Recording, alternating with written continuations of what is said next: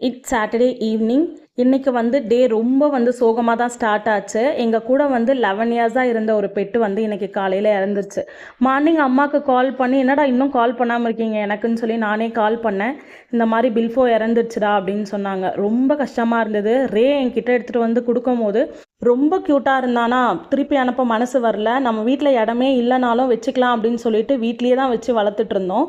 நான் வீடியோவில் கூட பில்ஃபோவை அவ்வளோவா காட்டியிருக்க மாட்டேன், ஏன்னா அவ்வளோ க்யூட்டாக இருப்பான் அவன். மோஸ்ட்லி நாங்கள் ஸ்ட்ரீட் டாக்ஸ் தான் அடாப்ட் பண்ணி வளர்ப்போம், ஏன்னா அவங்கள தான் யாருமே எடுக்க மாட்டாங்கன்னு சொல்லி. ஆனால் ஃபர்ஸ்ட் டைம் ரேவோட ஃப்ரெண்டு வீட்டில் குட்டி போட்டுச்சுன்னு எடுத்துகிட்டு வந்து கொடுத்துருந்தாங்க.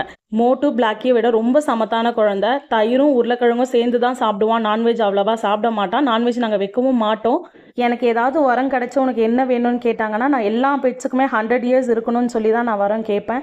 மார்னிங்கில் எதுவுமே நான் குக் பண்ணல. ஈவினிங் தான் டேவே ஸ்டார்ட் ஆன மாதிரி எனக்கு ஒரு ஃபீல் ஆச்சு. நான் பில்ஃபோட ஃபோட்டோஸ் அட்டாச் பண்ணியிருக்கேன், பாருங்கள்.